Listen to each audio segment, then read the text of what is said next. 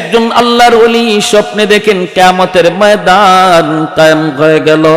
ওই ময়দানে দেখা যায় মুসা আলাইহিস সালাম সহ সমস্ত পয়গম্বর এক জায়গায় জমা, আমার আপনার নবী তিনিও এক জায়গায়। ভাইরা বন্ধুরা, ওই অবস্থায় মুসা আলাইহিস সালাম তিনি বলতেছেন, ওগো নবী, আখিরি নবী, আপনি নাকি বলেছেন আপনার উম্মতের উলামায়ে কেরাম, উলামা ও উম্মতি কা আম্বিয়া ইবনি ইসরাইল, আমার উম্মতের উলামায়ে কেরাম বনি ইসরাইলের নবীদের সমান। কথাটা কি আপনি বলছেন নাকি? আমার আপনার নবী বলেন, হ, কথাটা তো আমি বলেছি। মুসা নবী তখন বলেন, কেমন করে আপনি কথাটা বললেন? আমার তো বুঝে পড়ে না, একজন মানুষ সাধারণ একজন উম্মত নবীর সমান হয় কেমন করে, আমার তো বুঝে আসলো না।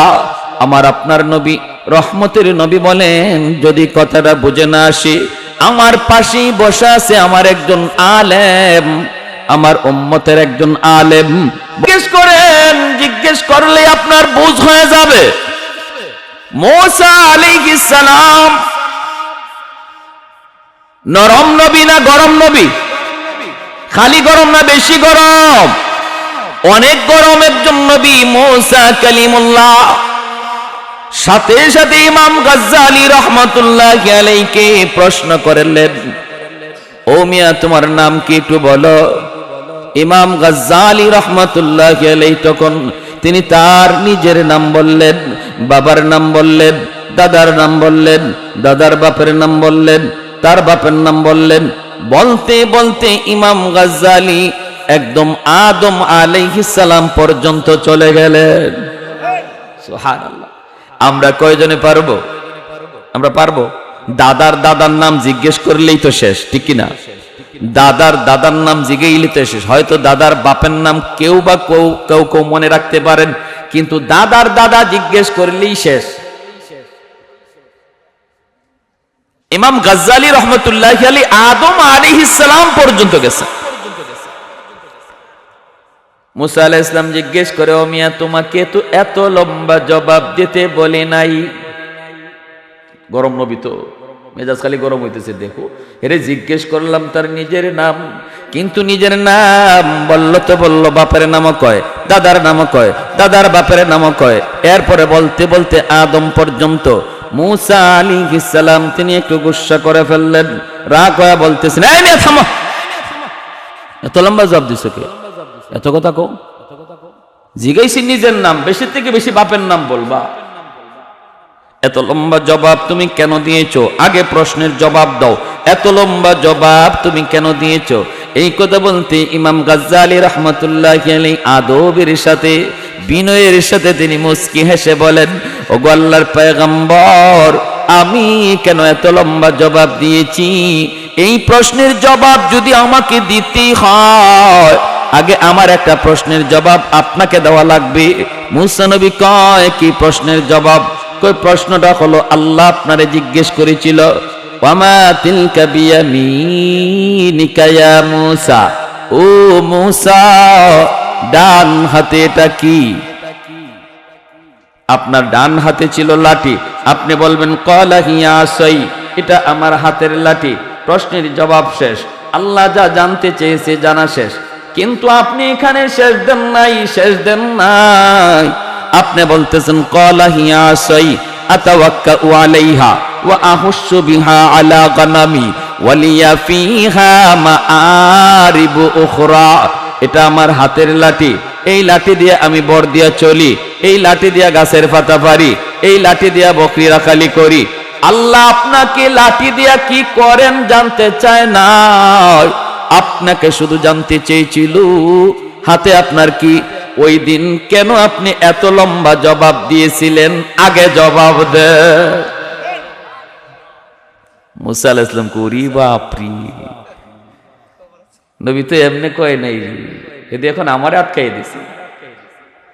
মুসা নবী কই, মিয়া, আমি আমার মাশূকের সাথে কথা বলার সুযোগ পেয়েছি, অল্প কথায় মন ভরে না। প্রিয়জনের সাথে, মহব্বতের মানুষের সাথে কথা বলতে গেলে অল্প কথায় মন ভরে লম্বা হয় ততই ভালো লাগে। এজন্যই আমি একটু লম্বা কথা বলেছি, সুযোগ পেয়েছি বিদায় লম্বা বলেছি। এমনি মুসা আলাইহিস সালামের এই কথা শুনে ইমাম গাজ্জালী রাহমাতুল্লাহি আলাইহি কয়, ওগো আল্লাহর পয়গম্বর, তাহলে আমারও একই জবাব। আমিও এত বড় একজন নবীর সাথে কথা বলার সুযোগ পেয়েছি, সারা জীবন শুধু নাম শুনেছি মুসা কালিমুল্লাহ, যিনি জমিনে বৈশা 3000 বার আল্লাহর সাথে কথা বলেছেন। ওই নবীর নাম শুধু শুনেছি, দেখি নাই। আজ দেখাও হয়েছে, কথাও হয়েছে। এই সুযোগটারে আমিও সুবর্ণ সুযোগ মনে করে নিলাম। কথাটা একটু বাড়াইতে আমারও মনের মধ্যে একটু চাহাত জাগলো। এক কথায় জবাব দিলে তো শেষ হয়ে যায়। আমিও আপনার মতো এই চিন্তায় লম্বা করেছি। সুবহানাল্লাহ, জোরে বলেন। লাজিদ্দাওয়ালা নিদ্দাওয়ালা হাদ্দালি মাওলা, লাজিদ্দাওয়ালা নিদ্দাওয়ালা হাদ্দালি মাওলা, আল-আনা কামা কানা ওয়ালাম ইয়ালকা জাওয়ালা, আল-আনা কামা কানা ওয়ালাম ইয়ালকা জাওয়ালা, লা মিসলা ওয়ালা সাওয়ারা মিসলা ওয়া নাযীরা, মান ক্বালা সিওয়া যালিকা ক্বাদ ক্বালা মুহালা, মান ক্বালা সিওয়া যালিকা ক্বাদ ক্বালা মুহালা, লা ওয়ালদা ওয়ালা ওয়ালিদা লা আম্মা ওয়া খালা, লা শিবহা ওয়ালা মিসলা ওয়ালা কুফুয়া লিমাওলা। একটু জোরে সুরে বলেন আল্লাহু আকবার। আর একটু জোরে বলি আল্লাহু আকবার।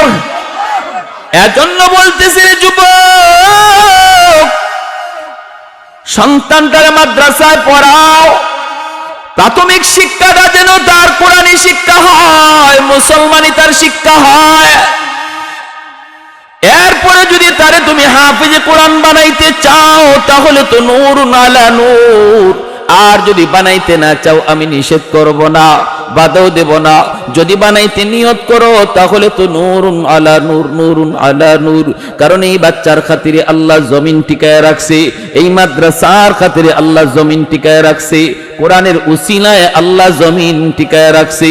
রহমতের ধারা এখনো জমিনে জারি আছে মাদ্রাসার উসিলায়, কোরআনের উসিলায়, ছোট ছোট বাচ্চাগুলির উসিলায়, যারা কোরআন শিক্ষা করার জন্য, কোরআন সিনায় নেওয়ার জন্য আল্লাহ যাদেরকে মাদ্রাসায় নিয়ে আসলেন, ওদের উসিলায় এখনো গাছ থেকে ফুল হয়, ফল হয়, এখনো জমিন থেকে ফসল হয়, এখনো ওই রকম নদী থেকে মাছ মিলে। পূর্ব দিগন্তে সূর্য ওঠে, পশ্চিম দিগন্তে সূর্য ডুবে। আমার আপনার যত নিয়ামত সমস্ত নিয়ামতের ধারা আল্লাহ জমিনে জারি রাখছে মাদ্রাসার খাতিরে, কোরআনের খাতিরে, কোরআনওয়ালাদের খাতিরে। এই কথাটাই মায়ার নবী বলেছেন, তোমরা যদিও কথাটা না বুঝো, আসমান জমিনের আর যত প্রাণী আছে ওরা কিন্তু ভালো করে কথাটা বুঝে। এমনকি গর্তের পিপিলিকা পর্যন্ত এই কথাটা ভালো করে বুঝে, পানির নিচের মাছও এই কথা ভালো করে বুঝে। এজন্যই মাছও আল্লাহর কাছে সর্বদা দোয়া করে, মালিক আমি যে মাছ পানির নিচে বেঁচে আছি মাদ্রাসার উসিলায়, ছোট ছোট বাচ্চাগুলির উসিলায়, যারা কোরআন শিক্ষার জন্য ওই মাদ্রাসায় পড়তেছি, আল্লাহ এরা জমিনে আছে বিদায় এখনো তুমি জমিন টিকায় রাখছো। জমিন টিকে আছে বিদায় আমি মাছ টিকে আছি, জমিন টিকে আছে বিদায় আমি গর্তের পিপিলিকা এখনো টিকে আছি, এখনো গাছ আমি দাঁড়ায় আছি, এখনো আমি গাছ ফুল দেই, ফল দেই। ও মালিক, জমিনে এই উলামায়ে কেরামের সংখ্যা তুমি বাড়ায় দাও, ঘরে ঘরে কোরআনের হাফেজ তৈরি করে দাও, সমাজে মাদ্রাসা তুমি কবুল করে নাও, যেন দুনিয়ার হায়াত লম্বা হয়। যেরকম সুবহানাল্লাহ, আল্লাহ জমিনের হায়াত যেন লম্বা হয়।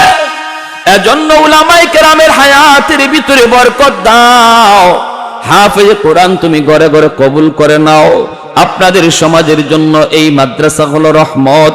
আল্লাহ পাক রব্বুল আলামিন বলেন, ওয়া নুনাজ্জিলু মিনাল কুরআন মা হুয়া শিফাউন ওয়া রাহমা ওয়া রাহমাতুল লিল মুমিনিন। আল্লাহ বলেন, কোরআনকে আমি নাজিল করেছি তোমাদের জন্য রহমত বানাইয়া। কোরআনের প্রতিষ্ঠান হলো এলাকার জন্য রহমত, কোরআন হলো ঘরের জন্য রহমত, কোরআনের প্রতিষ্ঠান হলো সমাজের জন্য রহমত। যেই সমাজের মানুষগুলি মাদ্রাসাকে কদর করে, মাদ্রাসাকে ভালোবাসে, অন্তর দিয়ে মহব্বত করে, আল্লাহ বলেন এই সমাজের উপর আমি আল্লাহ রহমত নাজিল করি। আমরা আল্লাহ পাকের রহমত চাই কি চাই না?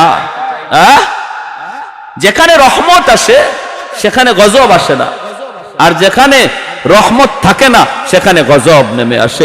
আসমানি গজব আর জমিনি গজব থেকে যদি বাঁচতে হয় তাহলে কোরআনের তালিম চালু রাখতে হবে। করোনা, ওমিক্রন এ জাতীয় আরো মহামারী থেকে যদি বাঁচতে হয়, আল্লাহর কোরআনের শিক্ষা সমাজে আরো বাড়াইতে হবে।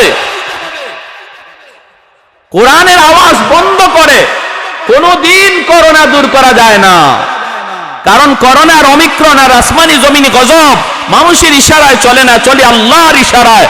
আর আল্লাহর ইশারায় যে গজব চলে তা যদি দূর করতে হয় তাহলে কোরআনের রহমতের দ্বারাই দূর করতে হবে, ঠিক কিনা? এই কথাটা আমরা অনেকে বুঝি না, বুঝার চেষ্টাও করি না। বিধায় করোনার সময় কয় ওয়াজ মাহফিল চলতো না। আরে যে ওয়াজের দ্বারা, যে কোরআনের আওয়াজের দ্বারা করোনা দূর হবে, এটা বন্ধ করে তুমি করোনা বিদায় করতে চাও, করোনা আরো দ্বিগুণ বেগে আসবে, ঠিক কিনা? জোর এখন এই বুঝতেই নাই, এই বুঝতেই তো নাই।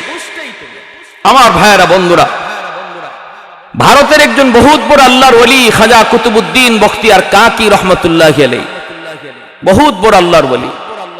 মা এরকম দিনের বুঝ আছে বিধায় মা নিয়ে গেছেন মাদ্রাসায়। মনে রাখবেন, সন্তানের ব্যাপারে বাবার চেয়ে মার জিম্মাদারি বেশি। নবী বলেন, আল মারআতু রাইয়াতুন আলা বাইতি যাওজিহা ওয়া ওয়ালাদিহি। সন্তানের ব্যাপারে আল্লাহ বাবাকে যদি জিগায় একবার, মারে জিগাবে দুইবার, কারণ সন্তান মাকে বেশি টাইম পায়, মাকে বেশি টাইম দেখছে। গর্ভে ছিল তাও মায়ের সাথে, দুধ খাইছে তাও মায়ের সাথে, একটু বড় হইছে ঘরে হাঁটাচলা করে তাও বেশি টাইম মারেই দেখে, কারণ বাবা বাহিরে থাকে, ঠিক কিনা? এজন্য আল্লাহর নবী বলেন, একজন সন্তান সে আল্লাহ চিনল কিনা, সে মুসলমানি শিখলো কিনা, এই প্রশ্নের জবাব বাবা যদি দেয় একবার, মায় দেওয়া লাগবে দুইবার। আমার মা বোনেরা একটু খেয়াল করে শুনো, একটু মনোযোগ দিয়ে শুনো, মায়ের নবীর হাদিস বলতেছি। এরকমই একজন মা খাজা কুতুবউদ্দিন বখতিয়ার কাকি রহমতুল্লাহি আলাইহির মা ওই বাচ্চাটারে শিশুকালে মাদ্রাসায় নিয়ে গেছেন। যে উস্তাদদের কাছে বলতেছেন, উস্তাদজি আমার ছেলেটারে আপনি আলিফ বা তা সা শিখায় দেন। উস্তাদজি বলতেছে, বাবা কুতুবউদ্দিন তুমি পড়ো আলিফ বা তা সা জিম। কিন্তু ছাত্র কয়, না না উস্তাদজি আলিফ বা তা সা নয় গো, আলিফ লাম মিম যালিকাল কিতাবু লা রাইবা ফীহ। এতটুকুই শুধু নয়, উস্তাদের সামনে ছোট্ট বাবু কুতুবউদ্দিন এক বসায় কোরআনের 15 পারা হিফজ শোনায় দিল। আল্লাহর কালামের 15 পারা মুখস্থ উস্তাদের সামনে শোনায় দেয়। উস্তাদের চোখ দিয়া দর দর করে পানি ধরতে লাগলো, আর উস্তাদ কান্দে আর কই, বাবা কুতুবউদ্দিন কি শুনাইলি? তোর মা বলছে আলিফ বা তা সা শিখাইতাম, আর তুমি কিনা আমাকে আলিফ লাম মিম শুনাইতেছ। শুধু শোনাও নাই, তুমি তো কোরআনের 15 পারা আমারে হিফজ শুনাই দিছ। বাবা তোমার মা কেন এমন ভাবে মজাক করলো, কেন আমার সাথে ঠাট্টা করলো? চলো তোমার মায়ের কাছে যাব। উস্তাদজি কুতুবউদ্দিন বখতিয়ার কাকিকে লইয়া মায়ের কাছে আইয়া তিনি ডাক দিয়া বলতেছেন, মা গো, ও মা তুমি কেন এমন মজাক করলা? কি মজাক? মা পর্দার আড়াল থেকে জানতে চায়।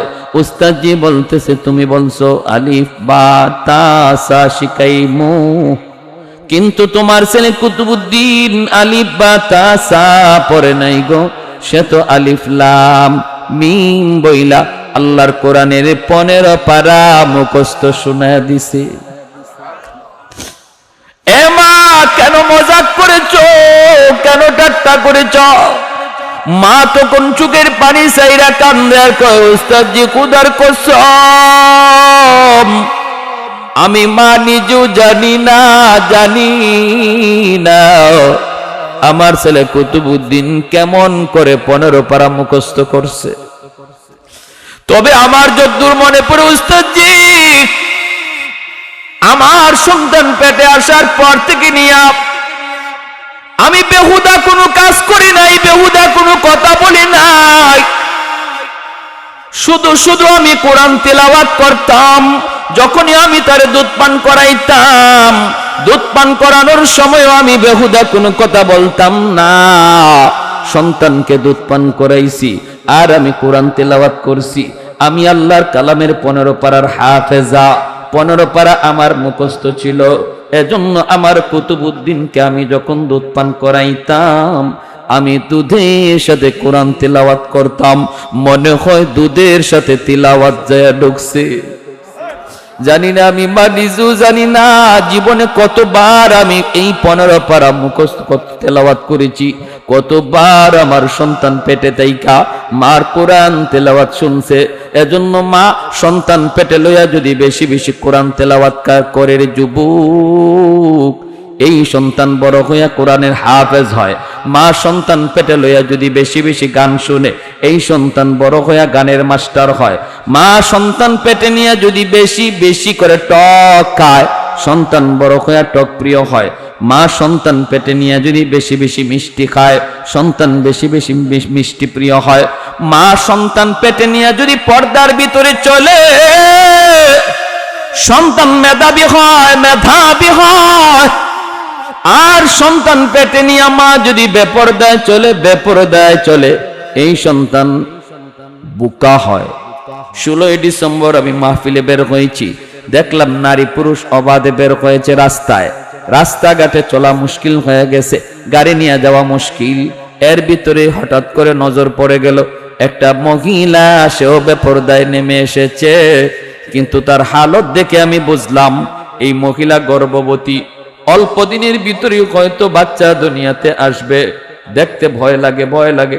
এমন একজন মা, তুমি যদি সন্তান লইয়া বেপরদায় বের হয়েছ, কোটি টাকা সন্তানের পিছনে তুমি খরচ করতে পারো, তবুও তার ব্রেইন খুলবে না, জেহেন খুলবে না, বোকা থাকবে, বোকা প্রতিবন্ধী হবে। ভাইয়েরা আমার, জন্যই কুতুবউদ্দিন বখতিয়ার কাকি রহমতুল্লাহি আলাইহির মা বলতেছে, উস্তাদজি আমার সন্তান কুতুবউদ্দিন দুধ পান করার সময় মায়ের দুধ খাইছে আর কোরআন তেলাওয়াত শুনছে। যেরকম সুবহানাল্লাহ। তাহলে বলুন, মার দুধ খাওয়ার সময় যদি কোরআন তেলাওয়াত দুধের সাথে যায় ঢোকে, দুধ খাওয়ার সময় যদি সন্তান গান শুনে, মা যদি নাটক দেখে আর সিনেমা দেখে, এই গানের আওয়াজও দুধের সাথে ঢুকতে পারেনি না পারে না? ময়মনসিংহ এলাকায় গেলাম, এক ওয়াজ, অসুবিধা দিতেছে আপনাদের।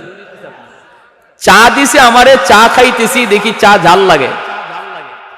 চা কি লাগে? কি ও ভাই, চা কি ঝাল লাগে? আমি কই ইন্না লিল্লাহ। আমরা তো চার সাথে চিনি দেই, এরা মনে হয় চার সাথে মরিচের গুঁড়া দেয়। এই এলাকায় মনে হয় সিস্টেম এইটা, নাইলে চা ঝাল লাগতো কেন? তো আমি বললাম যে ভাই এদিকে আসেন। কি সে হুজুর? আমি চাটা খাইয়া দেখেন তো। হ্যাঁ খাইছে, চা তো ঝাল লাগে। আমি কি ব্যাপার কি, আপনাদের এলাকায় মরিচের গুঁড়া দেয়? না হুজুর, এটা কি কর? আমি তো তাড়াতাড়ি দেখেন তো ঘটনা কি। বলে মনে হয় মরিচের গুঁড়া দিয়া লাইছে, চিনি মনে করিয়া। এমন গেছে যায় দেখে যে না হুজুর, মরিচের গুঁড়া দেয় নাই, তরকারির ভাতিলে চা জাল দিছে। কোন ভাতিলে? তরকারির পাতিলে চা জাল দেওয়ার কারণে তরকারির পাতিলের আসর চার উপরে পড়ছে। তাহলে পাত্রের আসর বস্তুর উপরে পড়ে, ঠিক না? মা হলো পাত্র, বাবা হলো পাত্র। এই বাপ মার আসর সন্তানের উপরে পড়বে। এজন্য সন্তান যদি নেককার চাও, দিনদার চাও, আল্লাহওয়ালা চাও, সন্তান যদি নামাজি চাও, ভদ্র সন্তান চাও, মানুষের মাঝে সন্তানের সুনাম ছড়ায় পড়ুক, অমুকের একটা ছেলে এত ভালো এত ভদ্র, এমন সুনাম যদি চাও যে সন্তানের কারণে বাপ মার নাম উজালা হোক, তাহলে সবার আগে বাপ মা ঠিক হয়ে যাও। সবার আগে কি ঠিক হও? বাপ মা ঠিক হয়ে যাও। বাবা যদি নামাজি হয় সন্তান নামাজি হয়, মা যদি নামাজি হয় সন্তান নামাজি হয়, মা যদি পর্দানিশীন হয় সন্তান পর্দানিশীন হয়, মা যদি কোরআন তেলাওয়াত বেশি বেশি করে সন্তান কোরআনের হাফেজ হয়।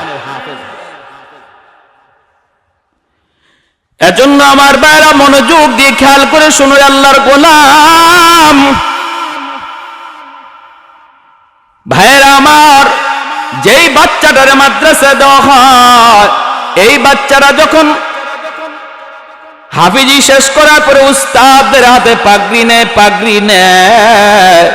পাগড়ি নেওয়ার সময় সমস্ত উস্তাদগণ তারে পাগড়ি দেয়, এলাকার মানুষেরা তারে মাথায় পাগড়ি পরায় দেয়।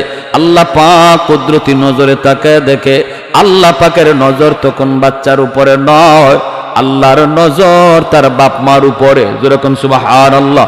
কারণ এই বাপ মা দুনিয়ার জগতে মানুষের উল্টা কাজ করেছে। মানুষ চলেছে স্রোতের তালে তালে, মানুষ চলেছে স্কুল কলেজ ভার্সিটির দিকে, আর ওই বাপ মা চলেছে উল্টা দিকে।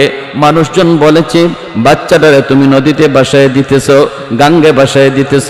হায় হায় হায় হায়, এই বাচ্চাটা বড় হওয়ার পরে কি খাবে, কেমনে চলবে, কেমনে বিবি পালবে, সংসার পালবে? কত কথাগুলি তোমারে শুনাইলো, বাপ মা তুমি তা কানে দাও নাই, স্রোতের উল্টা দিকে তুমি চলছো। মানুষের কথায় যদি গাঙ্গে ভাসানো হয় তুমি তাই করেছো। আমি আল্লাহকে খুশি করার জন্য, আমার নবীকে খুশি করার জন্য তুমি এমন করেছো। অতএব বান্দারে, হাসরের ময়দানে আজ দুনিয়াতে সন্তানের মাথায় পাগড়ি পরায় ওস্তাদ, আর হাসরের মাঠে আমি আল্লাহ তোমাদের বাপ মার মাথায় পাগড়ি পরাবো। মূসা আলাইহিস সালামের আম্মা সন্তান নদীতে ভাসায় দিছেন, ভয় পাইছেন ফেরাউনের বাহিনী আমার সন্তানরে মেরে ফেলবে। ফাআওহাইনা ইলা উম্মি মূসা আন আরদিঈহ فإذا خفت عليه فألقيه في اليم ولا تخافي ولا تحزني। আল্লাহ বলে, মূসার মা ভয় পেও না, সন্তানকে দুধ পান করো। আমি আল্লাহর নির্দেশ, সন্তানকে দুধ পান করো। আর যদি তুমি ভয় পাও আমার কথা মতো তুমি মূসাকে নীল দরিয়ায় ভাসায় দাও। ভয় পেও না, টেনশন করো না, সন্তান ডুবে যাবে, সন্তান মারা যাবে। আমার কথা মতো যদি তুমি নদীতে ভাসায় দাও, আমি ওয়াদা দিলাম এই সন্তানকে আমি আল্লাহ হেফাজত করব, আর অল্প দিনের ভিতরেই তোমার সন্তান আবারও তোমার কুলে ফিরিয়ে দেব। শুধু সন্তান হিসাবে নয়, তোমার কুলে ফিরাবো নবী বানাইয়া। সুবহানাল্লাহ, জোরে খন। এই যুগে নবী নাই, নবীর ওয়ারিস আছে, ঠিক না? এই যুগে নবী নাই, নবীর ওয়ারিস আছে উলামায়ে কেরাম। আপনার সন্তানটারে যদি মাদ্রাসায় দেন, মানুষে বলবে নদীতে ভাসায় দিছে, গাঙ্গে ভাসায় দিছে। হায় হায়, পোলাটা জীবনে চলবে কিভাবে, খাইবে কেমন করে? আপনি যদি বলেন যাও নদীতে ভাসাইলে ভাসায় দিছি, নদীতে ভাসাইলে ভাসায় দিছি, এই ভাসানিতে যদি আমার আল্লাহ খুশি থাকে আমি ভাসায় দিলাম। আল্লাহ পাক মূসা নবীর মার কাছে সন্তানকে যেমন ভাবে নবী বানায়া ফেরত দিছে, তোমার আমার সন্তানকে আল্লাহ পাক আবারও তোমার কুলি ফিরিয়ে দিবে, কিন্তু নবী বানায়া না, নবীর নায়েব বানাইয়া। সুবহান, আরেকটু জোরে কোন সুবহানাল্লাহ। নবী হওয়ার দরজা নাই রে আল্লাহর গোলাম। এজন্য মনটারে ছোট করো না, মনটারে বড় করো। সন্তানরে নদীতে ভাসায় দিলেন মূসার আম্মা, কাঠের বাক্সের ভিতরে ঢুকাইয়া নীল দরিয়া ভাসায় দিছেন। আর ছোট্ট মেয়েটারে মরিয়ম রে বলতেছেন, মা তুমি নদীর পারে পারে যাও, আর শুধু খেয়াল রাখবা কোন দিকে তোমার ভাইয়া যাইতেছে, কোন দিকে যাইতেছে। ভাইরে নদীর পানিতে ভাসায় দিলেন, আর মেয়েটারে বললেন নদীর পারে পারে তুমি যাইতে থাকো। ভাইয়েরা বন্ধুরা, নীল দরিয়া কাঠ ভাসায় দিচ্ছেন, পানির স্রোত যেই দিকে চলতেছে আল্লাহ পাক নীল দরিয়ারে হুকুম জারি করেছে, এরে নীল দরিয়া শুন, আমার মুসারে তোর তালে তালে নিবি না, আমার মুসারে তোর উল্টা দিকে নিয়ে যা। স্রোতের তালে তালে না, স্রোতের উল্টা, স্রোতের উল্টা, স্রোতের উল্টা বাক্স চলতে শুরু করলো, উল্টা দিকে যাইতেছে ফেরাউনের দরবারের দিকে। ফেরাউনের দরবার হলো মুসা নবীর যে বংশের বনি ইসরাইল, এই বনি ইসরাইল থেকে উল্টা দিকে হলো ফেরাউনের দরবার, আর এই বাক্সটাও উল্টা দিকে যাইতেছে উল্টা। মরিয়ম নদীর পারে পারে যায়, ভাইয়া নদীর পানিতে ভাসতেছে আর বোনটা নদীর পারে পারে যাইতেছে।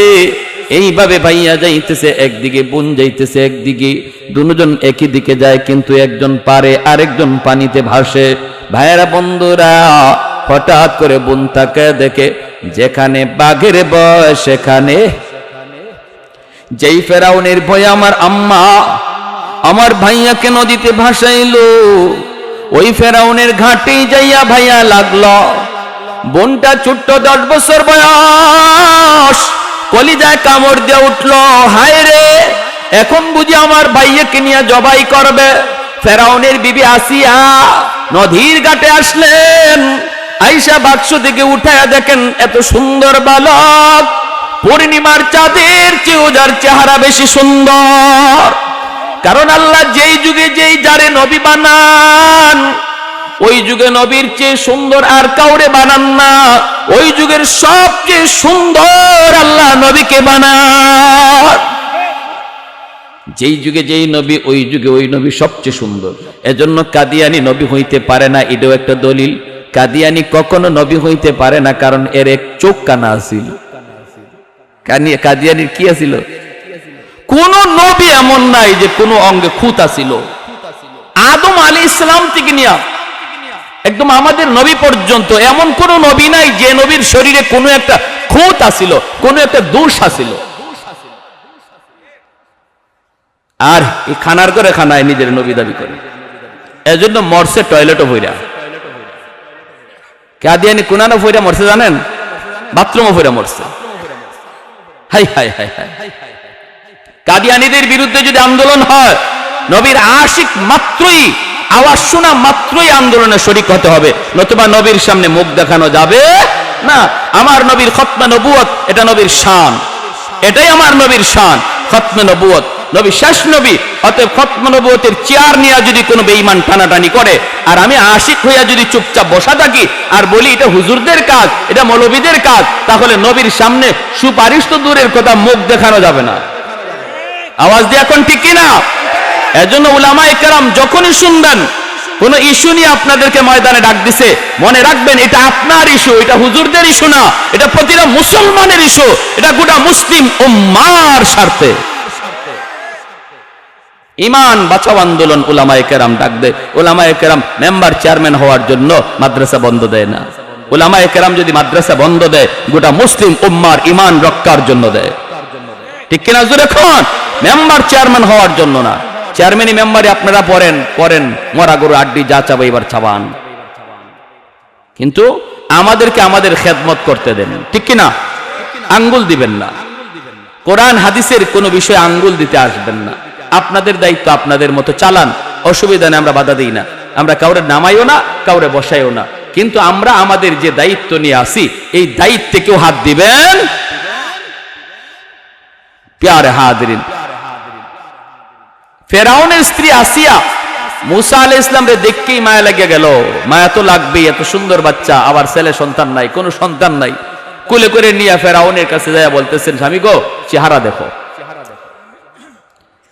আমার মন বলে আমি ছেলে হিসাবে পালবো, যদি তুমি অনুমতি দাও। ফেরাউন কয় আমি তো অনুমতি দিমু, কিন্তু পাইছো কই? কই নদীর ঘাটে।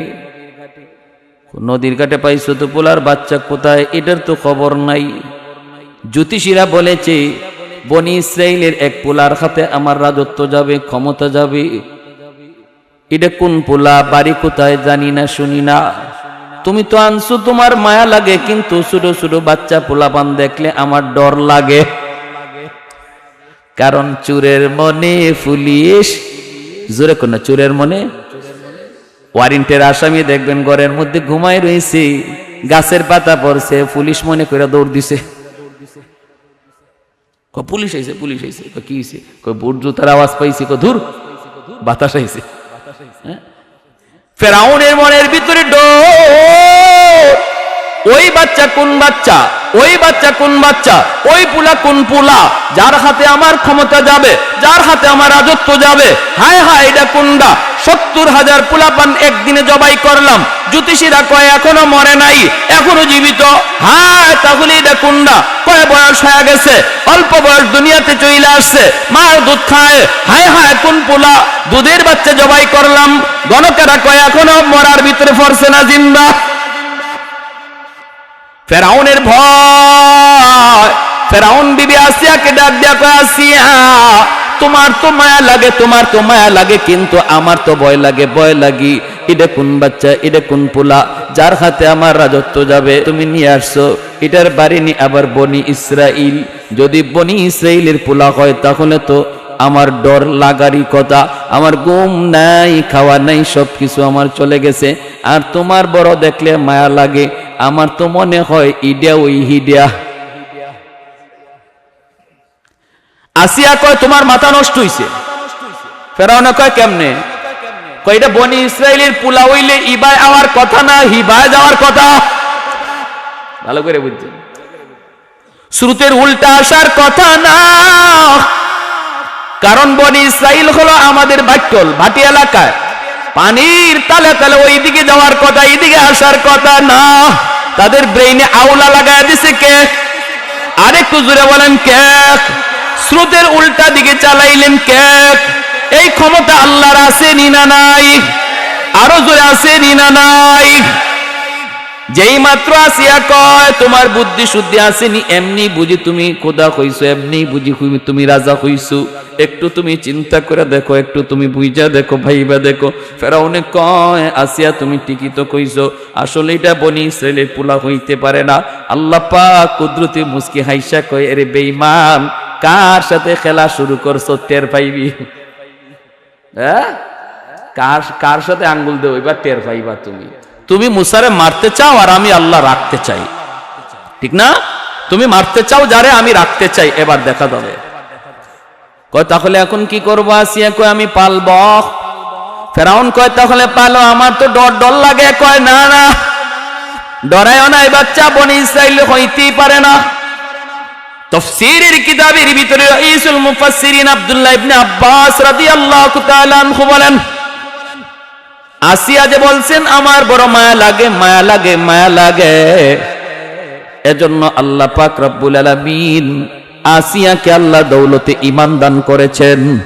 কারণ একজন নবীর চেহারা দেখে তিনি বলছেন আমার মায়া লাগে, আল্লাহ পাকেরও মায়া লাগছে কথাটা, এজন্য দৌলতে ঈমান তারে দান করেছে। আর ফেরাউন বলছিল আমার ডর লাগে, ডর লাগে, ভয় লাগে, এজন্য ফেরাউনের ঈমান নসিব হয় নাই, বেঈমান হয়ে মরছে। এই যেই জমানায় নবী থাকবেন না, নবীর ওয়ারিস থাকবে উলামায়ে কেরাম। রাইসুল মুফাসসিরিন আব্দুল্লাহ ইবনে আব্বাস রাদিয়াল্লাহু তাআলা আনহু বলেন, এই যুগেও কোনো মানুষ যদি কয় মাদ্রাসার ছাত্র দেখলে আমার ভালো লাগে, মাদ্রাসার ছাত্রগুলিরে দেখলে আমার বড় মায়া লাগে, উলামায়ে কেরামের চেহারার দিকে তাকাইলে আমার বড় মায়া লাগে, এই কথাটা তারে মৌতের সময় দৌলতে ঈমান আল্লাহ দিয়া দিবে। আর যদি কেউ কয় মাদ্রাসা ভালো লাগে না, পোলাপান দেখলে আমার ভালো লাগে না, মোল্লা মুন্সি দেখলে ভালো লাগে না, সে যত বড় নামাজি হোক, যত বড় হাজি হোক, যত বড় দিনদার হোক, যত বড় বুজুর্গ হোক, যত বড় পাগড়িওয়ালা হোক, রাইসুল মুফাসসিরিন আব্দুল্লাহ ইবনে আব্বাস রাদিয়াল্লাহু তাআলা আনহু তিনি কে? তিনি আমার নবীর আপন চাচাতো ভাই। এই উম্মতের ভিতরে আল্লাহর কালাম সবচেয়ে তিনি বেশি বুঝছেন, সবচেয়ে বেশি তিনি আল্লাহর কালামকে বেশি চিনছেন, বেশি বুঝছেন। এজন্যই তিনি হলেন মুফাসসিরদের সরে তাজ। তিনি বলেন, যে মানুষটাই কইব মোল্লা মুন্সি ভালো লাগে না, মৌতের সময় তার ঈমান সাথে যাবে না। নাউজুবিল্লাহ। আসিয়া কয় আমার বড় মায়া লাগছে, আমি এখন পালব। ফেরাউন কইতে ঠিক আছে বুঝলাম তো বনি ইসরাইলের না, তাহলে এই দুধের বাচ্চারে পালবো কেমন করে? দুধের বাচ্চারে দুধ খাওয়ানো প্রয়োজন। শুধু ওয়া ওয়া করে মুসা নবী কাঁদতেছে, দুধ খাওয়াইতে হবে। দুধের বাচ্চারে টুস বিস্কুট দিলে হইব?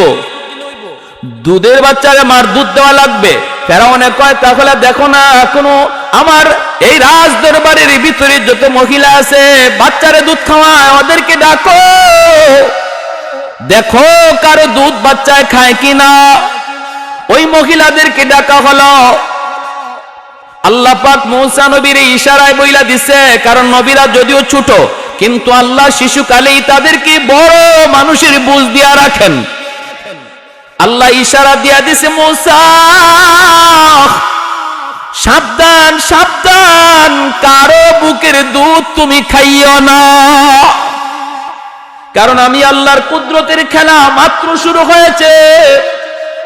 তোমার মারে আমি ওয়াদা দিছি, তোমারে আবার মার কুলে ফিরাইয়া দিমু। সুবহানাল্লাহ জোরে করুন। অতএব সাবধান, তুমি কারো বুকের দুধ খাইও না। যত মহিলা আর দুধ খাওয়ানোর জন্য মুসা নবী দুধ খাইব দূরের কথা, কান্নাই থামে না। কারণ নবীগণ ছোট হলেও আল্লাহ তাদেরকে বড় মানুষের বুঝ দিয়া রাখে, ঠিক না? ফেরাউনে নিচে কুলে চুমা দিব, চুমা ফেরাউনে দিব চুমা, কুলে নিয়ে আদর কইরা। মুসা নবী ছোট হইয়া তিনি বুঝে গেছেন, কারণ ছোট হলেও তিনি তো বুঝের মানুষ, তিনি তো নবী, তিনি তো বুঝে গেলেন আরে বেঈমানের বেঈমান, নাফরমানের নাফরমান, তুই তোরে খোদা কও আবার তুই আমার গালে চুমা দিবে, ইম্পসিবল। খালি চুমাটা দিতে চাইছে, মুসা নবী গাল ফিরায় নিছে। ফেরাউনে কয় কি রে, আমি তো সুকা খাইলাম, শেক খাইলাম। এরপরে ফেরাউনের কোলে তাইকেই ফেরাউনের গালের মধ্যে কষায়া মারছেন চর। ফেরাউন চর খাইয়া দিশা বিশা হারাইলে, ডাক দিছে আসিয়া, দৌড়ে আসছে। বিবি কি হয়েছে? কি হয়েছে কইও না। ওই সময়ও কইছিলাম আমার ডর লাগে।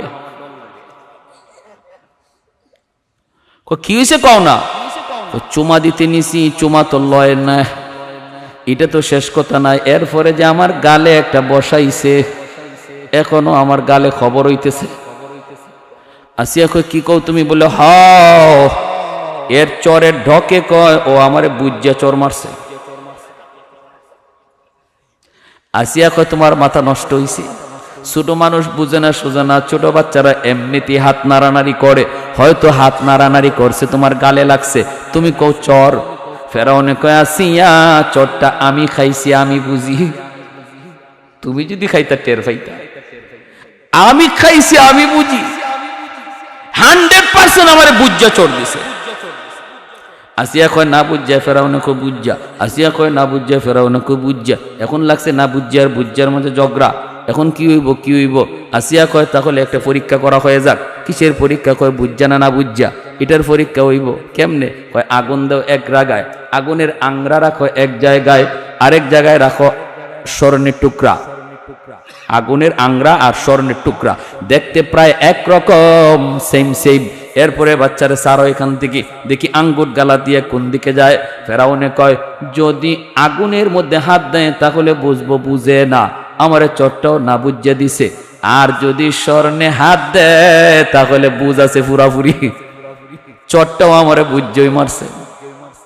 পরীক্ষা হবে। আসিয়া বলতেছে তাহলে এটাই ভালো, পরীক্ষা হয়ে যাক। স্বর্ণ রাখছে এক জায়গায় আর আগুনের আংরা রাখছে এক জায়গায়, রাখিয়া মুসা নবীরে ছাড়ছে। নবী তো বুঝে গেছে কোনটা আগুন কোনটা স্বর্ণ। উনি স্বর্ণের দিকেই যাইতেছি। ফেরাউনি পেছন থেকে কয় আসিয়া, ওই যায়। আসিয়া তো ডরাইতেছে, আল্লাহ স্বর্ণের দিকেই রূপ নিছে, এখন তো স্বর্ণকে হাত দিব সাথে সাথে দু টুকরা করে ফেলাইব। কাছাকাছি যায় মাত্র হাতটা দিবেন, এমনি আল্লাহ পাক কয় জিব্রাইল লাব্বাইক ইয়া রাব্বাল আলামিন, তাড়াতাড়ি করে আমার মুসার কাছে যাও। কারণ নবী তো সব বুঝে, এটা যে স্বর্ণ, এটা যে আগুন, আগুনের মধ্যে হাত দিয়া দাও, স্বর্ণে যেন মুসা হাত না দেয়। যদি হাত স্বর্ণে দিয়া দেয় পেস লেগে যাবে, আমার কুদরতের খেলা এখানেই শেষ হয়ে যাবে। না রে জিব্রাইল, তুমি অদৃশ্য থেকে আমার মূসার হাতটা আগুনে দিয়ে দিও। মূসা নবী হাত বাড়াইছেন ঠিক স্বর্ণের দিকে, আর জিব্রাইলে আমিন হাতটা দিয়ে দিছেন আগুনে। আল্লাহু আকবার, জোরে খান। আর দিছেন না খালি, উনি যে বুঝে না এটা বুঝাইবার লাগি আল্লাহ পাক আরো কদ্দুর করাইছে। ছোট বাচ্চারা কোনো কিছু হাতে নিয়েই দেখবেন সাথে সাথে মুখে দিয়া দেয়, তাই না? উনিও আগুনের আংরাটা হাতে লইয়েই সাথে সাথে মুখে দিয়ে দিছেন। আর আসিয়া দৌড় দিয়ে আসছেন, আইসেই তাড়াতাড়ি মুখ থেকে বলছিলাম না পোলাটা বুঝে না এখন কামাইছে নি, এখন মুখ পুড়ছে নি। মুসা আলাইহিস সালামের এই জিহ্বার আগাটা একটু জ্বলে গেছিল, এজন্য কথাটা কিছু অস্পষ্ট হইতো। শেষ জমানা নবুয়ত পাওয়ার পর যখন আল্লাহ পাক রব্বুল আলামিন ফেরাউনের কাছে যাইতে গেছে আবার, তখন উনি বলছিল, আল্লাহ আমার ভাই হারুনের সাথে দাও, হুয়া আফসাহু মিন্নি, আমার ভাই হারুন কথাটা স্পষ্ট, আমার কিছু কথা বাজে। কেন? ওই শিশুকালের এই আগুনের আংরা মুখে দেওয়ার কারণে সাথে সাথে উনি কুলে নিয়ে নিচে নাসিয়া ফেরাউনে কয়, ঠিকই তো বুঝেই না। আল্লাহ কয়, কি দেখছো তুই? আরো সামনে দেখবে। তুই এটা কি দেখছো? তারও সামনে দেখবে তো। তিলিসমাদি কারবার। এখন কারো দুধ উনি খায় না।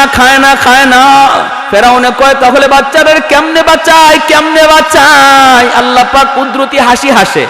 আল্লাহ কয়, এতদিন যারা মারতে চাইছিলে এখন দি বাঁচানির লাগি পাগল, ঠিক না?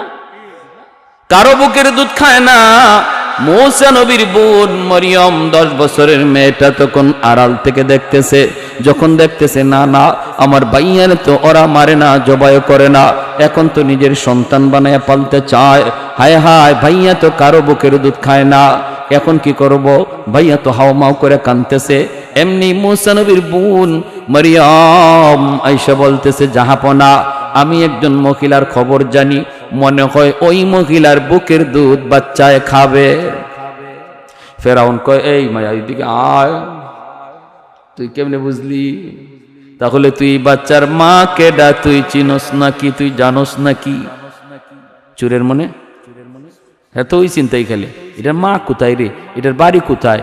বনি ইসরাইলের যদি হয় তে তো কাম হইছে। এত এই ডর। তুই কি মা চিনস নাকি? কেমনে বুঝলি ওই মহিলার বুকের দুধ খাবে? এমনি মূসা নবীর বোন, আল্লাহ পাক মাতার মধ্যে এই পরিমাণ জ্ঞান দিয়েছেন। বোনটা তখন ডাক দেয়া কয়, জাহাপনা, মা হিসাবে বলি নাই, তাহলে কেমনে বলছো? কই, ওই মহিলার বুকের দুধ মিষ্টি, যে কোনো বাচ্চা তার দুধ খায়। এই বুদ্ধিটা তখন এই ছোট্ট মেয়েটার মাথায় দিয়া দিছে কে? আর একটু জোরে বলেন কে? নাইলে তো ধরা খাইয়া গেছিল, ঠিক না? ধরা খাইয়া গেছিল। কয় না, ওই মহিলার বুকের দুধ বড় মিষ্টি, যে কোনো বাচ্চা তার বুকের দুধ খায়। এই কথা বলতেই ফেরাউন কয়, তাহলে যাও তুমি মহিলাটারে নিয়ে আসো, দেখি ওই মহিলার বুকের দুধ খায় কিনা। মূসা নবীর বোন মরিয়ম বাড়ির দিকে দৌড়া আইসা মাকে বলতেছে, মা, ও মা, আমার ভাইয়ার খবর নিয়ে এসেছি। মা পাগল হয়ে ঘর থেকে বের হয়েছে, মারি বল না আমার মূসার কি হয়েছে, কোথায় গেছে? বোনটা তখন কই, মা, যেখানে বাঘের ভয় সেখানে রাত হয় গো মা, যার ভয়ে আমার ভাইয়াকে তুমি নীল দরিয়ায় ভাসায় দিচ্ছ। ওই ফেরাউনের ঘাটি যায় ভাইয়ার বাক্স লাগছে। কয় কেমনে? কয় স্রোতের উল্টা গেছে, উল্টা। এরপরে আসিয়া উঠায় নিছে। এরপরে এই ঘটছে। ভাইয়া কারো বুকের দুধ খায় না, ওরা তো নিজের সন্তান বানায় পালতে চায়, কিন্তু ভাইয়া তো কারো বুকের দুধ খায় না। এখন লাগছে প্যাস, আমি তো তোমার কথা বইলা দিছি। মা কয়, তাহলে কেমনে বুঝ দিলি? আমার জিজ্ঞাসে, তুই তাহলে কেমনে জানলি এটা মা নাকি? আমি তো বলছি না, ওই মহিলার বুকের দুধ মিষ্টি, যে কোনো বাচ্চা তার দুধ খায়, এই বইলা বুঝ দিয়ে দিছি। মা তোমারে নিতে বলছে, যাইবা নাকি? মূসা নবীর আম্মা রওনা দিছে। আল্লাহ পাক মূসা নবীর আম্মারে ডাক দেয়া কয়, মূসার মা, তুমি যাইতেছো যাও, কিন্তু খবরদার ফেরাউনের কোন প্রস্তাবে তুমি রাজি হইও না। একজন মার সাথে আল্লাহর কথা চলছে, অন্তরে ইলহাম দেওয়া হচ্ছে একজন মার সাথে। কেমন মা? মাগো তুমিও মা, তুমি যদি একজন নবীর নায়েবে নবীর মা হও, তোমারও দাম, তোমারও ইজ্জত আল্লাহর কাছে এমন। নবীর মাদের মতো হাসরের মাঠে আল্লাহ পাক একজন নবীর মারেও খুঁজবে না, কিন্তু একজন নায়েবে নবীর মা আর বাবারে আল্লাহ হাসরের মাঠে খুঁজবে। মান করা আল কুরআন, হাদিস থেকে বলতেছি, মান করা আল কুরআন ওয়া আমিলা বিমা ফীহি উলবিসা ওয়ালিদাহু তাজান ইয়াউমাল কিয়ামা। নবীর বাপ মার মাথায় আল্লাহ পাগড়ি পরাবে বা মুকুট পরাবে এমন হাদিস নবী বলেন নাই, কিন্তু নবী বলেছেন একজন আলেমের হাফেজ কোরআনের বাপ মার মাথায় আল্লাহ নিজের হাতে মুকুট পরায় দেবে। দাউহু আহসানু মিন দাউইশ শামস, যার পাওয়ারটা সূর্যের পাওয়ারের চেয়ে বেশি হবে। সুবহানাল্লাহ। আল্লাহ পাক বলতেছে মুসার মা যাইতেছো যাও, কিন্তু ফেরাউনের কোনো প্রস্তাবে রাজি হইও না। তো উনি গেছেন, যাইতেছেন, কাছাকাছি গেছেন। ফেরাউনে কয় দেখো তোমার দুধ খায় কিনা, তোমার বাড়ি কোথায়? বনি ইসরাইল। ফেরাউনের একটু ভয় লাগছে না লাগছে না? কারণ যেই বাচ্চার হাতে রাজত্ব যাইব, ওই বাড়ি বাচ্চার বাড়ি কোথায়? বনি ইসরাইল হবে। জ্যোতিষীরা কইছে এই মহিলার জিগায় তোমার বাড়ি কোথায়? কয় বনি ইসরাইল। ফেরাউনে আবার মনে মনে কয় তো বনি ইসরাইল হইছে তো কি হইছে, এটা তো মা না, দেখি না, এটা তো মা না, তো হইছে তো কি হইছে? দেখো না তোমার মুখের দুধ খায় কিনা, তুমি একটু দেখো। মুসা নবীর যেই মাত্র মা কোলে নিছেন, সাথে সাথে কান্না থেমে গেছে। কারণ শিশু বাচ্চারা মায়ের কুল হাজারো কুলের ভিতরে ভালো করে চিনে, হাজারো কুলের ভিতরে মায়ের কুল বাচ্চা ভালো করে বুঝতে পারে, টের পায়। এজন্য কান্না থেমে গেছে, কান্নাটা থেমে গেছে। ফেরাউনের সন্দেহ বেজে গেছে, ঘটনা কি রে, কান্না থেমে গেল কেন? মায়ের কুলেই তো গেলে পরে বাচ্চাদের কান্না থামে, তাহলে এতক্ষণ পর্যন্ত হাউমাউ করে কাঁদলো, এই মহিলার কুলে যাওয়া মাত্রই কান্না থেমে গেল, তাহলে এটা মা নাকি? সন্দেহ কিছু জাগছে, ঠিক না? সন্দেহ কিছু জাগছে। এমনি আল্লাহ পাক রব্বুল আলামিন মুসা নবীরে কয় মুসা কান্না থামাইছো? ফেরাউনে কলজায় সন্দেহ লাগাই দিছে, কান্না থামাইছো কেন, কান্নাটা থামাইছো কেন? ঠিক আছে সন্দেহ লাগাইছো, এখন সন্দেহ দূর করা লাগবে। মা যখন দুধ খাওয়াইতে চাইবে, ফার্স্ট চান্সে তুমি দুধ খাইবা না। যদি এখন ফার্স্ট চান্সে দুধ খাও, তাহলে ফেরাউনের সন্দেহ বেড়ে যাবে, ঠিক না? মুসা নবীর আম্মা যেই মাত্র কোলে নিছেন, দুধ খাওয়ানোর জন্য যখন তিনি চেষ্টা করতেছেন, মুসা নবী মুখ ফিরায় নেয়। ফেরাউনের মনে যে সন্দেহ আছিল মা, সন্দেহটা কিছু কেটে যায়। কয় না রে, মা হতে পারে না, যদি মা হইতো তাহলে দুধও খাইতো, ঠিক কিনা? আল্লাহ সন্দেহ দূর করাই দিতেছে। আল্লাহু আকবার, জোরে বলি আল্লাহু আকবার। একটু জিকির করি লা ইলাহা ইল্লাল্লাহ, জোরে।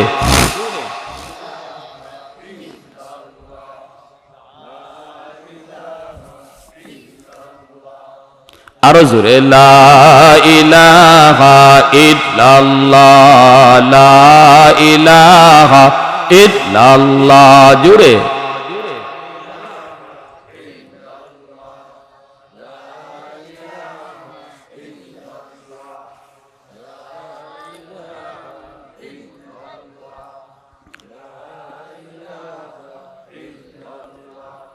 লা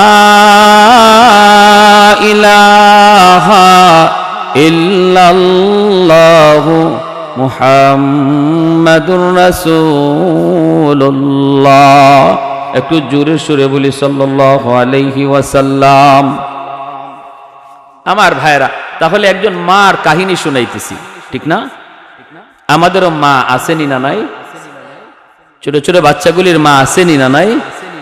মাও আছে, বাবাও আছে, ঠিক না? ভাইরা, মায়েরা, যারা মায়েরা আছেন, একটু দিলটা নরম করে কথাগুলি শুনুন, নরম করে কথাগুলি শুনুন। মায়েদের জন্য অনেক সবক, কতটা দাম আল্লাহ মুসা নবীর আম্মারে দিছেন। আল্লাহ নিজে মুসা নবীর আম্মার সাথে কথা বলতেছেন, জোরে কর না সুবহানাল্লাহ। আল্লাহ নিজে কথা বলতেছেন, একজন নবীর মার সাথে আল্লাহ কথা বলতেছেন। একজন নবীর নায়েব, একজন হাফেজে কোরআনের মা যদি তুমি হও, একজন মুফতি মুহাদ্দিসের মা হও, তোমারও এরকম আল্লাহর কাছে এত দাম, দাম বেড়ে যাবে, দাম বেড়ে যাবে।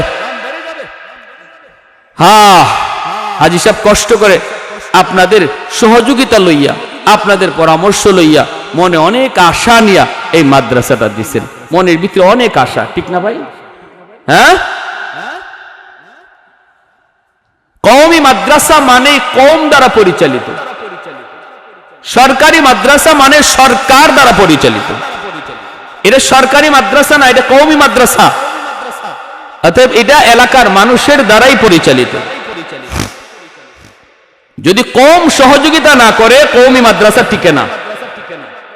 কোন এলাকায় যদি কোনো একটা কওমি মাদ্রাসা এলাকার সহযোগিতা না করার কারণে মাদ্রাসার কোনো ক্ষতি হয়, মাদ্রাসার ক্ষতি হয়, মুহূর্তের ভিতরে ওই এলাকায় আল্লাহর পক্ষ থেকে গজব নামবে, রহমত চলে যাবে, রহমত চলে যাবে। কারণ মাদ্রাসা টিকে আছে বিধায় আল্লাহ এখনো আমার আপনার সুস্থ রাখছে, এখনো আমার আপনার আল্লাহ রহমত দিয়ে ভরপুর করে রাখছে। প্যারে হাজিরিন, এজন্য নবী বলেন, কুন আলিমান আও মুতাআল্লিমান আও মুহিব্বান আও মুঈনান ফালা তাকুন খামিসা। হয় তুমি আলেম হও, নতুবা মাদ্রাসায় পড়ো, নতুবা তুমি আলেমদেরকে মহব্বত করো, আর নতুবা মাদ্রাসাকে সহযোগিতা করো।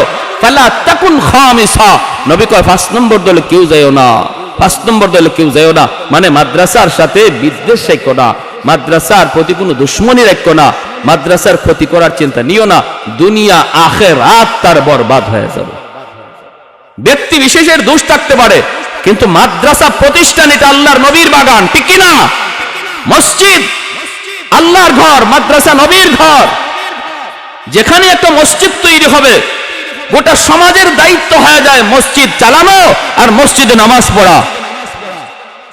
মসজিদের কমিটির সভাপতি কে, তার উপরে গুসা করে যদি কেউ মসজিদের ক্ষতি করে, আল্লাহর কাঠগড়ায় দাঁড়ায় জবাব দেওয়া লাগবে, মুক্তির কোনো উপায় নাই। কারণ মসজিদ সভাপতির নয়, ঠিক কিনা জোরে এখন? ঠিক তেমনি কোন এক ব্যক্তির মাধ্যমে মাদ্রাসা তৈরি হয়, তার মানে এই নয় মাদ্রাসা তার। তার উপরে গুসা করে যদি প্রতিষ্ঠানের কেউ ক্ষতি হয়ে যায়, আমার কোনো আচরণে, আমার কোনো কথায় আল্লাহর কাছে মুক্তি পাওয়ার কোনো উপায় নাই। প্রতিষ্ঠান হয়ে যাওয়া মাত্রই গোটা সমাজের দায়িত্ব হয়ে যায় প্রতিষ্ঠান চালানো, ঠিক কিনা জোরে কোন? সমাজের, গোটা সমাজের দায়িত্ব হয়ে যায় প্রতিষ্ঠান চালানো। ওই কিছুদিন আগেও কিতাবের মধ্যে পড়ছি, ঘটনাটা বলতেছি, আমি শেষ দিয়ে দেবো, আরো ইন্টারেস্টিং ঘটনা শেষের দিকে। উদ্দেশ্য আমার সামনে, পাকিস্তানে এক দাওয়াতে তাবলীগের জামাত গেছে, যে দেখে জঙ্গলের মধ্যে একটা মসজিদ, মসজিদে কোনো মানুষজন বলতে কেউ নাই, কেউ নাই। এই মসজিদের ভিতরে তারা ঢুকছে, ময়লা আবর্জনা পড়ে রয়েছে। দাওয়াতে তাবলীগের মানুষরা এই ময়লা আবর্জনা পরিষ্কার করে তারা এই মসজিদে থাকার সিদ্ধান্ত নিছে, এই মসজিদে থাকার সিদ্ধান্ত নিছে। এলাকার মানুষজন দৌড়ে আসছে, এসে কয়, হুজুর আপনারা এখানে থাকবেন? বলে হ, আমরা এই মসজিদে থাকবো। কয় আল্লাহর দোহাই মসজিদে থাকেন না। রাত যখন 2টা বাজে তখন এমন এক কান্নার আওয়াজ আমরা শুনি, আর এই ভয়ে এই এলাকা থেকে মানুষজন বাড়িঘর দূরে সরায় নিছে। আপনারা এখানে থাকেন না, ভয় পাবেন। আমি সাকো কি কও? বলে হ, রাত 2টার সময় দেখবেন কান্না শুরু হইছে। তখন এই অবস্থায় দেখা যায় ও এশার নামাজ পড়ার পর খাওয়া দাওয়া কইরা দাওয়াতে তাবলীগের সাথীরা, আমি সব বরব্বর আল্লাহওয়ালা মানুষ, বুজুর্গ মানুষ, ইনি বলতেছি তোমরা সবাই ঘুমাও, আমি ঘুমাবো না, আমি দেখতে হবে কিসের কান্না, আমি সজাগ থাকবো, তোমরা ঘুমাও। কিন্তু সাথীরা কি আর ঘুমাইতে পারে? এরাও আর ঘুম নাই, সবারই কান সজাগ। কি আওয়াজ, কিসের কান্না একটু শুনবো। যখন ঠিকই 2টা বেজে গেছে তখনই শুনে একদম মানুষ মরলে যেভাবে কান্নার আওয়াজ হয়, এভাবে আস্তে আস্তে ফুফায়া ফুফায়া কান্নাটা শুরু হয়েছে। যখন কান্নাটা শুরু হয়েছে তখনই এরা সাথে সাথে ঘুম থেকে উঠে গেছে। উঠিয়া আমির সাহেবের পাশে জড়ো হয়ে গেছে। দেখে কান্নার আওয়াজ শুধু বাড়তেছে, কান্নার আওয়াজ বাড়তেছে। ডান দিকে কান্না, বাম দিকে কান্না, সামনে থেকে কান্না, পিছন থেকে কান্নার আওয়াজ শুধু বাড়তেছে। সবাই ভয় পেয়ে গেছে, আমির সাহেবের কাছে আইসা জড়ো হয়ে গেছে। তখন ওই অবস্থায় কাঁদতেছে কাঁদতেছে আমির সাহেব, তিনিও বলতেছে চলো আমরাও হাত উঠাইয়া আমরাও কান্না শুরু করি। আমির সাহেব হাত উঠাইয়া তিনি সাথীদেরকে নিয়ে আল্লাহর কাছে কান্না শুরু করছে।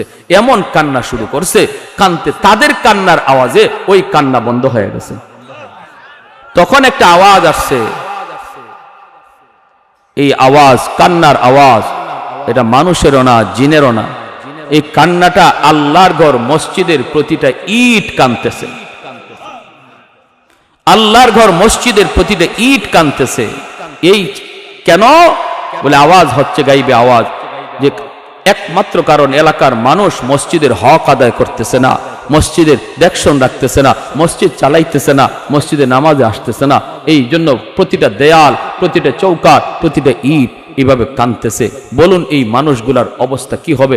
তখন আমির সাহেব কাঁদতে কাঁদতে অস্থির হয়ে বলতেছে, আল্লাহ তোমার দরবারে ফরিয়াদ, যতক্ষণ পর্যন্ত এই মসজিদে ভরপুর মুসল্লি আমরা না বানাবো, আমরা তবলিগের কাজ এখানে বন্ধ করব না। সেই মসজিদ তারা আবাদ করে আসছে, পাকিস্তানের বাস্তব কারগুজারি। এজন্য মনে রাখবেন, খতরনাক বিষয় ভাই, খতরনাক বিষয়, সঙ্গীন বিষয় মসজিদ মাদ্রাসা। মসজিদ আল্লাহর ঘর, মাদ্রাসা নবীর ঘর। আমার নবী রওজায় শুয়ে শুয়ে কলিজায় ব্যথা পাবে যখন এই সংবাদ শুনবে যে অমুক এলাকার একটা মাদ্রাসা অবহেলিত, এলাকার মানুষের সহযোগিতা নাই, এলাকার মানুষ থেকে সন্তান আসে না, হ্যাঁ, প্রতিটা ঘর থেকে হাফেজ হওয়ার ফিকির হয় না, মানুষগুলা সন্তানকে হাফেজ বানাইতেছে না, আলেম বানাইতেছে না, হ্যাঁ, মাদ্রাসার ছাত্রগুলি কষ্টে আছে কি সুখে আছে, এলাকার মানুষের দেখশন নেয় না। এই খবর যদি নবীর কাছে যায়, নবী কষ্ট পাবে। আমি আবারও বলছি, আল্লাহর দোহাই, কোনো ব্যক্তির উপরে বা কোনো মানুষের উপরে কখনো মনে করবেন না যে এই প্রতিষ্ঠান তার না। মসজিদ আল্লাহর, মাদ্রাসা নবীর, ঠিক কিনা? আমার নবীর প্রতিষ্ঠান, এটা আমার জিম্মাদারি, আমার দায়িত্ব মাদ্রাসাকে উন্নত করা, নতুবা আমার নবীর সামনে জবাব দেওয়ার কোনো মুখ থাকবে না আমাদের। প্যারে হাজিরিন, এই অবস্থায় মুসা আলাইহিস সালামের আম্মার কুলে যাওয়া মাত্রই যখন কান্না থেমে গেল, তখন আল্লাহ বলতেছে, মুসা যখন দুধ খাওয়াইবো দুধ খায়ও না। ইনি ফার্স্ট চান্সে দুধ খায় নাই, দ্বিতীয়বার যখন আবার দুধ খাওয়ানোর চেষ্টা করেছেন, তখন আল্লাহ বলতেছে, মুসা এখনো খায়ও না, কারণ এখনো ওর কলিজায় কিছু সন্দেহ রয়ে গেছে, কারণ মানুষের দিলের খবর জানেন কে? আল্লাহ। দ্বিতীয়বার যখন আবার চেষ্টা করেছে, তখনও তিনি কান্না। এইবার ফেরাউনের অন্তর থেকে পুরাপুরি সন্দেহ দূর, কয় না, মা হতেই পারে না। আল্লাহ পাক ফেরাউনের অন্তরের খবর জানেন।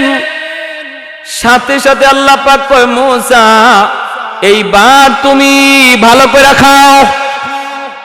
তৃতীয়বার যখন মা আবার চেষ্টা করেছেন, তখন তিনি মার বুকের দুধ তিনি খাওয়া শুরু করলেন। খাইতেছেন খাইতেছেন, ফেরাউন তখন কয়, হাই রে, বাচ্চাটারে বাঁচানো গেল, হাই রে, এই মহিলার দুধ যে খাইলো।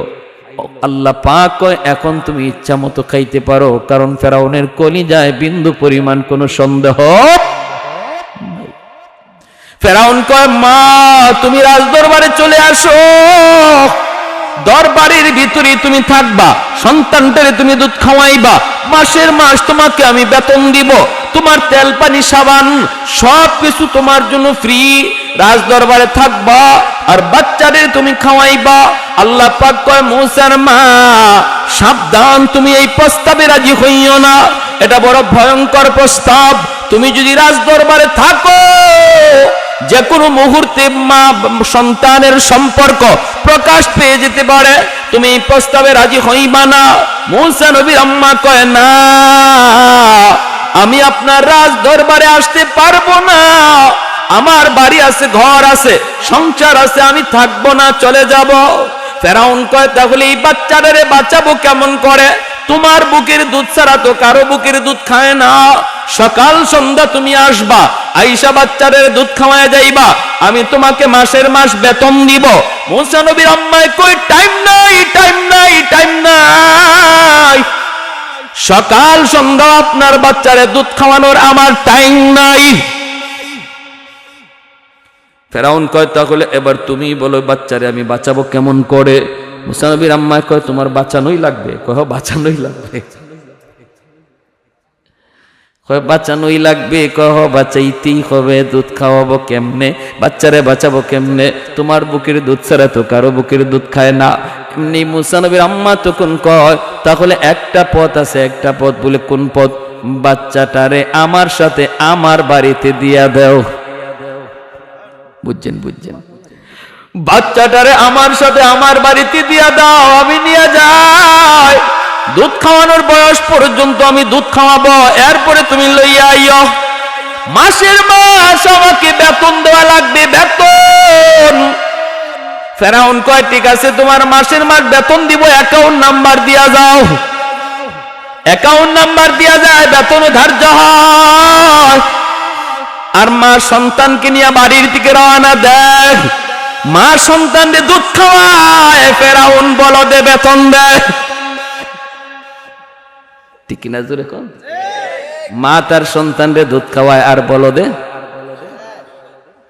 কেমন বলদ বানাইছে আল্লাহ, কার সাথে লাগছে? আল্লাহ পাক রব্বুল আলামিন মুসা নবীর আম্মারে ডাক দিয়ে কয়, মুসার মা, বাচ্চা নিয়ে যাইতেছো, মনে আছে নি আমার ওয়াদার খবর? জোরে কোন না সুবহানাল্লাহ। ফাআওহাইনা ইলা উম্মি মুসা আন আরদিঈহ ফাইদা খিফতি আলাইহি ফাআলকিহি ফিল ইয়াম্মি ওয়ালা তাখাফি ওয়ালা তাহজানি ইন্না রাদ্দুহু ইলাইকি ওয়াজাইলুহু মিনাল মুরসালিন। আমি যে ওয়াদা দিছিলাম আমার কথায় গাঙ্গে ভাসায় দাও, ভয় নাই, কোনো টেনশন নাই, সন্তানের কোনো ক্ষতিও হবে না, বরং আমার কথায় নদীতে ভাসাইলে সন্তান আবার ফেরত দিব, এটা আমার ওয়াদা।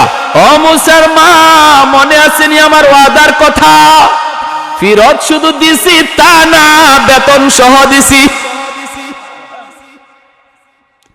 আমি আপনিও যদি আল্লাহ পাককে খুশি করার জন্য সন্তান মাদ্রাসায় দিলে নদীতে ভাসানো হয়, গাঙ্গে ভাসানো হয় মানুষের কথায়, আমি আপনি নদীতে ভাসাইতে রাজি আল্লাহকে খুশি করার জন্য।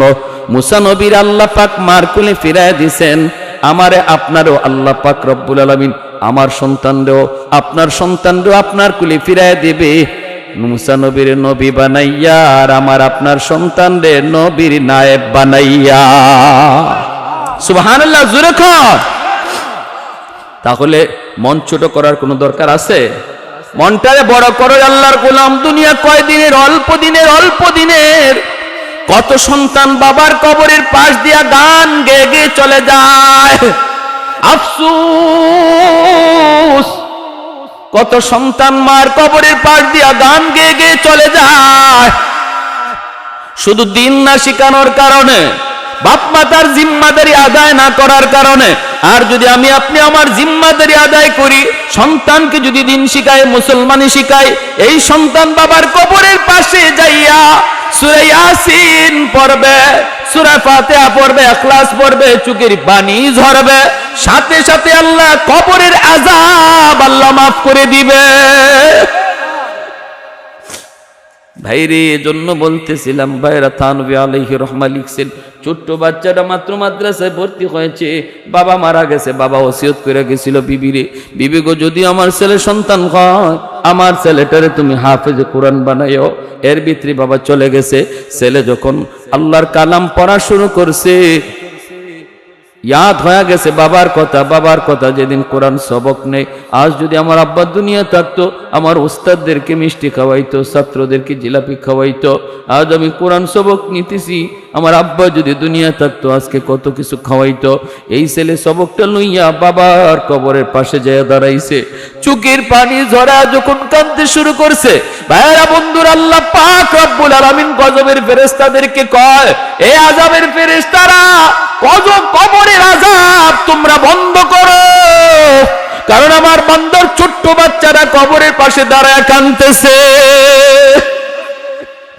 আমি আল্লাহকে রহমান কয়ে ডাক দিছি, আমাকে রহিম কয়ে ডাক দিছি, অতি দয়ালু কয়ে আমারে যেই বাচ্চায় ডাক দেয়, আমি তার বাবারে মারতে পারি না, মারতে পারি না।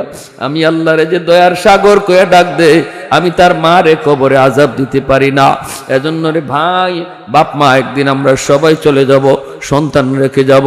যদি সন্তানটারে হাফেজ বানাইতে পারি, আলেম বানাইতে পারি, দুনিয়াতে সন্তান জন্ম দেওয়া সার্থক হয়ে গেল, সন্তান রেখে যাওয়া সার্থক হয়ে গেল। ভাই, সন্তানের দ্বারা দুনিয়া কামাই করার নিয়ত অন্তর থেকে বাদ দিয়া দেন। মনে করেন, একটা নিয়ত করেন, সন্তান যেন আমার সদকায়ে জারিয়া হয়। পারবো না ইনশাআল্লাহ? পারবো না ইনশাআল্লাহ? এই মাদ্রাসা ধরে রাখা শুধু একজনের দায়িত্ব না, সবার দায়িত্ব। আমরা কারা কারা মাদ্রাসার সহযোগিতা করতে রাজি? হাত উঠে আল্লাহরে দেখাই। আল্লাহ, তুমি প্রতিটা হাতকে কবুল করো। জোরে বলি আমিন। আর একটু জোরে বলেন আমিন। একখান হাদিস বলবো, গুরুত্বপূর্ণ একখান হাদিস, কেউ উঠবেন না। এর আগে আমার একটু অনুরোধ থাকবে, যারা মাদ্রাসায় সহযোগিতা করে, মাদ্রাসার ভালো মন্দ খেয়াল রাখে, মাদ্রাসার ছাত্রদের সুবিধা অসুবিধার দিকে খেয়াল রাখে, হাসরের মাঠে ওই হাফেজ সাহেব যখন জান্নাতের দিকে রওনা দিব, তখন ওই হাফেজ সাহেব বলবো, আল্লাহ আমার আব্বা আম্মা কই? আমার আব্বা আম্মা স্যার আমি জান্নাতে যাইমু না। আল্লাহ ফেরেশতাদেরকে কইব, যাও তার আব্বা আম্মারে জাহান্নাম থেকে তুলে আনো। তার বাপ মারে যখন জাহান্নাম থেকে তুলে আনবে, তার দাদা দাদি তার বাপ মারে ধরবে, ধরে কইব, তোমরা তো তোমাদের সন্তানের সুপারিশে জান্নাত পেয়ে গেছো, কিন্তু সে তো আমাদেরও নাতি, আমি তো কম মায়া করছি না আমার নাতিটারে, আমি নানা তো আমার নাতিটারে কম আদর করি নাই, আমরাও বিপদে পড়ে গেছি, যে কইও আমাদের জন্য একটু সুপারিশ করে। তার বাপ মা উঠাইয়া কইব, বাবারে আমরাও জান্নাতে যাইমু না, তুমি যদি তোমার বাপ মা ছাড়া জান্নাতে না যাও, আমরাও আমাদের বাপ মা ছাড়া জান্নাতে যাইমু না। তখন আল্লাহ বলবো, যাও কোরআনের পাখির দাদা দাদিরে তুইলা আনো। দাদা দাদিরে যখন উঠে আনবে, এলাকার মানুষে ধরবো, ধরে কইব, ভাই আমরা ওই এলাকার মানুষ, যে এলাকা থেকে আপনার নাতি হাফেজ হয়েছে, আলেম হয়েছে, আমরা ওই এলাকার মানুষ, আমরা ওই মাদ্রাসার খেদমত করছিলাম, মাদ্রাসায় একটু সহযোগিতা করছিলাম, আমাদের জন্য একটু সুপারিশ করতে কইও। আল্লাহ নবী রহমতের নবী বলেন, ওই হাফেজ সাহেবকে মাঝখান দিয়ে সারা হবে, আর দুই দিকে সারিবদ্ধভাবে আল্লাহ মানুষ দাঁড় করায় রাখবে, একজন একজন করে চিনবে। একজনে কইব, হুজুর আপনি আমারে চিনছেন? আনাল্লাযী সাকাইতুকা মাআ, আমি আপনাকে এক গ্লাস শরবত খাওয়াইছিলাম, চিনছেন? আর একজনে কইব, হুজুর আপনি আমারে চিনছেন? আনাল্লাযী ওয়াহাবতুল্লাকা ওযুআ, আমি আপনাকে এক বদনা ওযুর পানি দিয়েছিলাম। ছোট্ট থেকে ছোট্ট খেদমত যারা করছিল এগুলা কইব। যারা 1000 2000 এক বস্তা 2 বস্তা এরকম ভাবে 1 টন 2 টন আর ইট বালু যারা দিছে, এটা তো বড়। নবী ছোট্টরা কইছেন, এক গ্লাস পানিও যে মাদ্রাসা ছাত্রদেরকে খাওয়াইছিল, হেও পরিচয় দিব। আর ওই সময় ওই হাফেজে কোরআন তারে চিনে ফেলবে। আল্লাহ রাব্বুল আলামিন তখন বলবে, আমার কোরআনের পাখির সাথে এই সমস্ত মানুষগুলাকে বরযাত্রীর মতো জান্নাতে ঢুকাইয়া দাও। একজন বর, তার সাথে কতজন বরযাত্রী থাকে যেমন হিসাব থাকে না।